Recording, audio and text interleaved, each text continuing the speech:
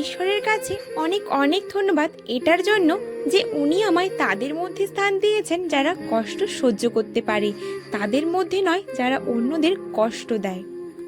এটা কথা সত্যি যে আমাদের খুশির জন্য বাবা মা অনেক আত্মত্যাগ করেন, কিন্তু এ কথাটাও সত্যি যে আমরা মেয়েরাও বাবা মায়ের খুশির জন্য কম আত্মত্যাগ করি না। কাউকে বলতে পারি না নিজের দুঃখ, শুধু একাই কেঁদে কেঁদে নিজেকে বুকে নিই যে আমি কেন এমন, সবাইকে আপন মনে করি। শোনো, আমরা মেয়েরা নিজেদের দুঃখ ভোলানোর জন্য রাতের বেলা রাস্তায় রাস্তায় ঘুরতে পারি না, বা আমরা আমাদের কষ্টটাকে সিগারেটের ধোঁয়ায় ওড়াতেও পারি না। আমরা তো রাগ দেখাতেও পারি না, তোমাদের মতো বাড়ির লোকেদের ওপর রাগ দেখাতে পারি না। আমাদের তো কাঁদার জন্য রাতের অপেক্ষা করতে হয়, যাতে আমাদের চোখের জল বালিশেই মিশে যায়। আমরা ভেতরে ভেতরে ভেঙে চুরমার হয়ে গেলেও বাইরে হেসে হেসে সবার সাথে কথা বলতে হয়। আমরা মেয়েরা তো আমাদের পছন্দটাও বলতে পারি না, বললে যে বাবা মায়ের মান সম্মান থাকবে না। বিশ্বাস করো, আমরা মেয়েরা তো ইচ্ছে মতো মরতেও পারি না। আমাদের মেয়েদের মধ্যে সুপ্ত ইচ্ছা, সুপ্ত প্রতিভাগুলো থাকলেও আমাদের কোনো স্বাধীনতা নেই, এটাই হচ্ছে মূল কথা। যাই হোক, নমস্কার আমার প্রিয় বন্ধুরা, কি অবস্থা, কেমন আছো তোমরা সবাই? আশা করছি যে যেখানেই আছো সকলে ভালো আছো এবং সুস্থ আছো। মেদিনীপুরের এই ছোট্ট গ্রাম থেকে আমি মৌ, আমার চ্যানেল অভিনব ক্রিয়েশনে তোমাদের সকলকে জানাই আবারও একবার অনেক অনেক স্বাগত, অনেক অনেক ভালোবাসা। আর তোমাদের জন্য রয়েছে একটা ছোট্ট সুন্দর ভিডিও। পুরো ভিডিওটা না স্কিপ করে সম্পূর্ণ দেখার অনুরোধ রইল তোমাদের কাছে। আমার জীবনে কি আর সমস্যার শেষ আছে বন্ধুরা? নেই। আমার সাংসারিক জীবনে হোক বা ইউটিউব লাইফে কোনো জায়গারই সমস্যার কম নেই, বুঝলে না? আজ থেকে প্রায় 1 মাসের বেশি হয়ে গেল যে আমি মনিটাইজেশনটা পেয়ে গেছি। এই চ্যানেলটা আমার প্রথম চ্যানেল, আর তোমাদের আশীর্বাদে আর ভগবানের আশীর্বাদে আমি কিন্তু মনিটাইজেশনটা পেয়েছি 1 মাসের বেশি হয়ে গেল, কিন্তু এখনো পর্যন্ত গুগল অ্যাডসেন্সটাই হাতে পাইনি। তার কারণ কি বলতো, ভিডিওই ছাড়তে পারিনি। গুগল অ্যাডসেন্স দূরের কথা, যে রোজ একটা করে ভিডিও আপলোড করব সেই সুযোগটা তো আমার হয়নি, তাহলে গুগল অ্যাডসেন্সটা হাতে পাবো কি করে? তো যাই হোক, এটা পেতে যে আমার কতদিন সময় লাগবে তা আমি জানি না।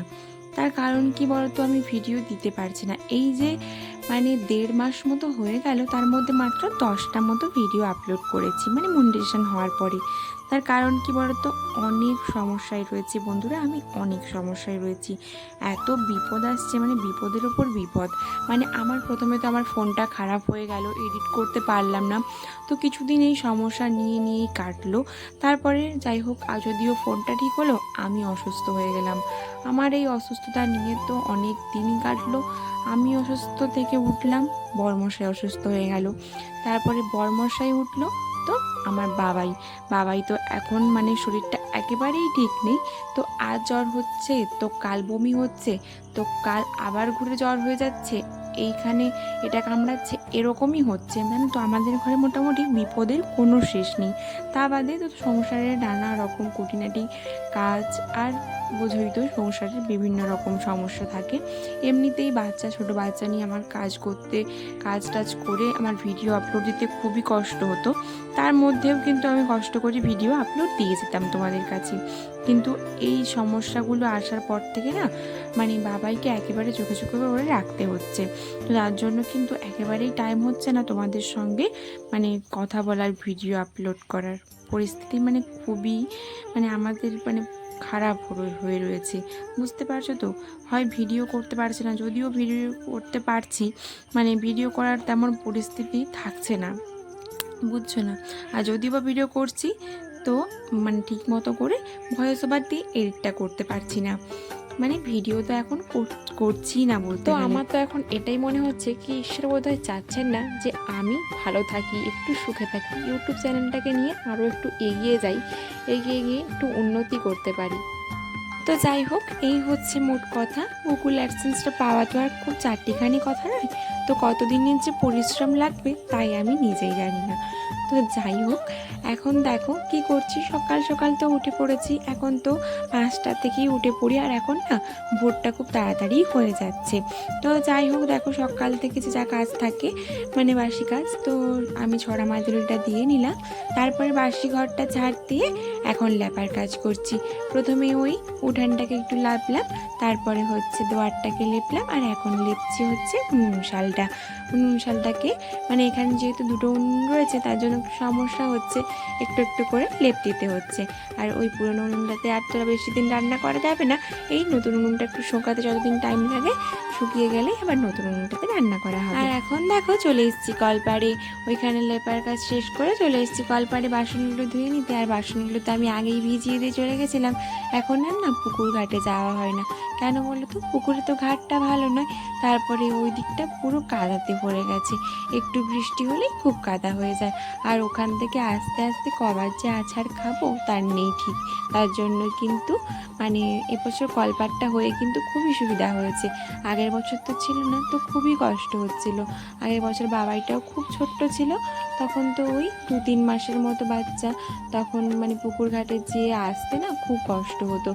আর জামা পোশাক ধোয়া তো সব বুঝতেই পারো, বাচ্চা মানুষ তখন কত জামা পোশাক থাকতো, সব কিছু ওই পুকুরে নিয়ে গিয়েই ধুতে হতো। তো যাই হোক, এখন তো এই বেশ কয়েক মাস হয়ে গেল, মানে 4-5 মাস মতো হয়ে গেল যে আমাদের কলপাটটা হয়ে গেছে। তো এখন খুব সুবিধে হয়েছে, কিন্তু এইখানেই সব কিছু ধোয়া মাজার কাজ হয়ে যায়।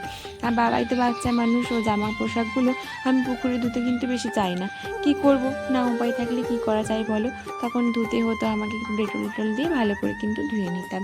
তো যাই হোক, এখন তো কলপাড় হয়েই গেছে, তো আগে হলে আরও কিন্তু ভালো হতো। আর এদিকে দেখো আমার সব বাসনগুলো কিন্তু মাজা হয়ে গেছে, বাসনগুলোকে সার্ফের গুঁড়ো দিয়ে মেজেছি, আর কড়াইটাকে ছাই দিয়ে মেজেছি। তারপরে দেখো সব বাসনগুলো ভালো করে ধুয়ে নেব। থালাগুলোকে না আমি ধোয়ার সময় একটু ঘষে ঘষে নিচ্ছি, কারণ ভিডিওতে কমেন্টে আমাকে এক দিদিভাই আমাকে বলেছিল, সুলেখা চ্যাটার্জির আমি দিদিভাই বলেছিল যে বোন একটু থালাগুলো ধোয়ার সময় একটু ঘষে ঘষে ধুয়ে নেবে। আমি যদিও 2বার করে জলে মানে ভালো জল দিয়ে থালাটাকে ধুয়ে নিই, তবুও কী বলো তো, দিদি যখন বলেছে তাই আমি কিন্তু ছোটো বড়ো সবার কথা একটু মেনে চলতে হয়, যেহেতু এটা ভালো কথাই বলছে। তো দেখো ওগুলো একটু ভালো করে ঘষে ঘষে ধুয়ে তারপরে গুছিয়ে নিয়ে গিয়ে ঘরে রেখে দিলাম। এখন দেখো ধরিয়ে নিচ্ছি উনুনটা, সকালে জলখাবার করব বলে। জানো তো আমাদের গ্যাসটা না ফুরিয়ে গেছে, আজ বেশ কয়েকদিন হলো আমাদের গ্যাস নেই। ওই একটা ছোট্ট হিটার মতো বড়মশাই এনেছিল, তো ওটাতেই কিন্তু চা হয়, চাটা ওখানে করেই কিন্তু সবাইকে সকালে চাটা দিয়ে দিয়েছি, ওটা আর তোমাদেরকে দেখানো হয়নি। আর এখন যেহেতু উনুনে রান্নাটা করব, মানে ওই ছোলা মটর আলু সব সেদ্ধ করে ভাজবো, তো তাই দেখো উনুনটা ধরিয়ে নিচ্ছি। ওটা তো আর ওই ছোট্ট হিটারটাতে হবে না, তার জন্য কিন্তু এখানেই সেদ্ধ করব। আর দেখো বাবাই কি করছে, ওই কাঁচা ছোলা যাইছে, কাঁচা ছোলা খাবে, আর ও তো খেতে পারে না, চিবোতে পারে না ভালো করে, দুটো দাঁত বেরিয়েছে, দুটো চারটে, নিচে দুটো উপরে দুটো, তো ওইগুলোকে একটু চুপচে চুপচে ফেলছে। তো দেখো আমাকে চাইছে বাটিতে করে দিয়ে দিলে আবার টুকটুক করে চলে যাচ্ছে, আবার একটু খেয়ে দিয়ে আবার আসছে, এই করছে। আর এই বর্ষাতে জানো তো উনুন ধরাতে না খুব অসুবিধে হয়, তাও কি করা যাবে বলো, সকালে জলখাবার তো সবসময় সবাই আর খালি খালি খেতে পারে না, তো রোজ রোজ কি চানাচুর আর খালি মুড়ি খাওয়া যেতে পারে, তো যায় না, তো কি আর করা যাবে বলো। আর আমাদের এবারের গ্যাসটা না খুব তাড়াতাড়ি ফুরিয়ে গেল, কেন বলো তো, ওই অনুষ্ঠানের সময় নেওয়া হয়েছিল, বাবাইয়ের অন্নপ্রাশনের সময়। তো যাই হোক, এখন ছোলাটা সেদ্ধ করে নিই। ওই ছোলা মটরটা সেদ্ধ হয়ে যাওয়ার পরে আমি লঙ্কা ফোড়ন আর জিরে ফোড়ন দিয়ে কিন্তু ছোলাটাকে ভেজে নিলাম ভালো করে। তো এই দিয়ে আজকে আমাদের মুড়ি খাওয়া হবে। তো দেখো বন্ধুরা, খাওয়ার জন্য ছোলা ভাজাটা করে রেখে দিই, এখন চলে এসেছি কলপাড়ে। কলপাড়ের কোনো কাজই এখন আমার সারা হয়নি, ওই যা বাসনগুলো ধোয়া হয়েছে এই যা, আর কিন্তু এখনও অনেক কিছুই বাকি রয়েছে কাজ। এই যে এখন চলে এসেছি জল পরবো, আর বাবাইয়ের কিছু টুকিটাকি পোশাক নিয়ে এসেছি। আজকে ওয়েদারটা তোমরা দেখতেই পাচ্ছ যে কেমন একটা মেঘলা মেঘলা হয়ে রয়েছে, মাঝে মাঝে তো 1 পশলা 2 পশলা করে বৃষ্টি হয়েও যাচ্ছে। তো যাই হোক, কিছু আর করার নেই। তো বেশিরভাগ জামা পোশাকগুলো আমি আজকে আর ধুলাম না, তো যেগুলো লাগবে সেগুলোই কিন্তু ধুবো বলে নিয়ে এসেছি। আর এখন জলটা ভরে নিচ্ছি, তারপরে কিন্তু আমি ভাত রান্না করার হাঁড়িটাও একেবারে মেজে নিয়ে গিয়ে মানে ধুয়ে একেবারে জল ভরে রেখে দেবো ভাত রান্নার জন্য করে। হাঁড়িটাকে আমি ছাই দিয়ে মাজলাম, তারপরে দেখো পরিষ্কার জল দিয়ে ধুয়ে নেব, তারপরে ভাত রান্না করার করার জন্য জল ভরেও কিন্তু রেখে দেব। তারপর দেখো ওদিকে জল ভরতে দিয়ে এদিকে কিন্তু আমি বাবাইয়ের জন্য যে পোশাকগুলো কাচার জন্য এনেছিলাম তো সেইগুলো কিন্তু এখন ধুয়ে নেব। আর দেখো ডিব্বাটাতে না সার্ফের গুঁড়োটা একেবারেই ফুরিয়ে গেছে, সার্ফের প্যাকেটটা শেষ হয়ে গেছে। একটা নতুন প্যাকেট আনতে বলেছিলাম আর এনেও দিয়েছে বড়মশাই, কিন্তু কি বলতো এই ডিব্বাটাতে না আর ভরা নেই।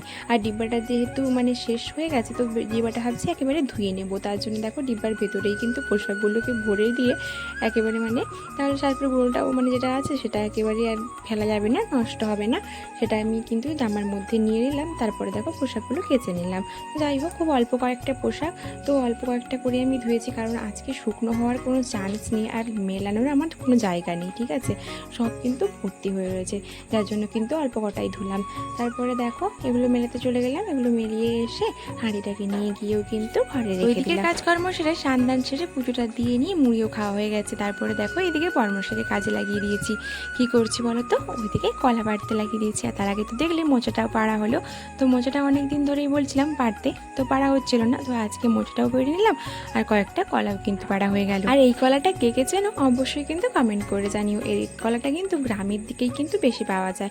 তো যাই হোক দেখো লঙ্কা গাছটাতে কত লঙ্কা ধরেছে, এই কিন্তু মানে লঙ্কাটা ধরা শুরু করেছে বর্ষার সময়। আর এইদিকে দেখো পাট শাক বোনা হয়েছিল কিন্তু হয়নি, 2-4টে গাছ উঠেছে। আর এইদিকে দেখো মোচা পেড়েছে আর কতগুলো কলা। এই কলাটা কিন্তু ভাতে দিয়ে সেদ্ধ করে খাওয়া যায়, আলুর সঙ্গে মাখা করে, আর এটা তরকারিও খাওয়া যায়, চচ্চড়ি আর ঝাল করে খাওয়া যায়। কলা পাড়তে গিয়ে ওইদিকে দেখো একটা লঙ্কার ডাল ভাঙা হয়ে গেছে, তো সেটাই বলছিলাম যে বাবা না বকা দেয় আবার। তো যাই হোক সব কটা কলা কিন্তু বড়মশাই গুঁড়িয়ে নিল আর আমি দেখো মোচাটাকে নিয়ে কিন্তু বাড়ির দিকে চলে এলাম।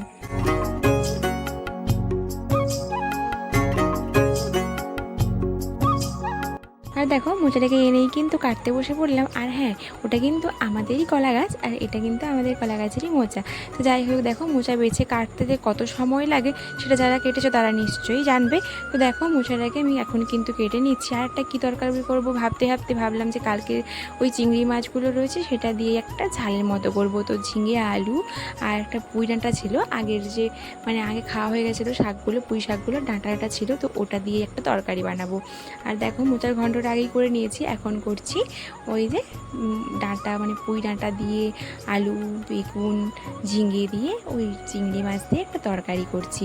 দেখো প্রথমেই কড়াইতে তেল দিয়ে জিরে ফোড়ন দিয়েছি আর দিয়েছি তার সঙ্গে মিক্সড করে এই যে 5 ফোড়ন, তো দিয়েই কিন্তু সব সবজিগুলো দিয়ে দিয়েছি, অনেক কয়টা সবজি।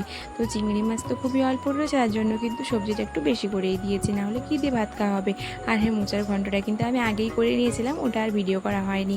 তো যাই হোক দেখো নুন আর হলুদ দিয়ে কিন্তু একটু ঢাকা চাপা দিয়ে দিলাম, ভালো করে একটু মোটামুটি কষিয়ে নিয়ে তারপরে দেখো বেটে রাখা মশলাটা দিয়ে দেবো। মশলার মধ্যে কি রয়েছে বলতো, ওই জিরে সর্ষে লঙ্কা পেঁয়াজ, ব্যাস এই কটাই মানে বেটে রেখে দিয়েছিলাম আগে থেকে। তো ওটাকে দিয়ে দিলাম, মশলাটা দিয়ে কিন্তু একটু ভালো করে কষিয়ে নেব। তারপরে দেখো পরিমাণ মতো জল দিয়ে আর একটুক্ষণ ফুটতে দেবো, ব্যাস তাহলেই কিন্তু হয়ে যাবে। ফুটটা উঠে এলেই কিন্তু চিংড়ি মাছগুলো দিয়ে দিলে হয়ে যাবে। তো এই তরকারিটা খেতে কিন্তু দারুণ টেস্টি হয়েছিল। আমি নিজে রান্না করে বলছি বলে কিন্তু মানে খারাপ ভেবো না, কিন্তু সত্যিই খেতে কিন্তু ভালো হয়েছিল। তোমরা কিন্তু এভাবে একবার বানিয়ে খেতে পারো। দেখো খাওয়া দাওয়া শেষ করে একেবারেই কিন্তু থালা বাসন নিয়ে চলে এসেছি পুকুর ঘাটে। আর পুকুর ঘাটে কিন্তু জলটা একেবারেই ভর্তি হয়ে গেছে দেখো, আর কিন্তু নিচে নামতে হয় না। ওই যে দুটো কাঠ ফেলানো ছিল ওই কাঠগুলো না খুব শ্যাওলা জমেছে, ওই কাঠগুলোতে নামলেই কিন্তু পড়ে যাব। ওই কাঠগুলোর ওপরেই দেখো আমি বাসনগুলোকে ভিজিয়ে দিলাম, তারপরে দেখো একটা একটা করে বাসনগুলোকে মেজে নিচ্ছি।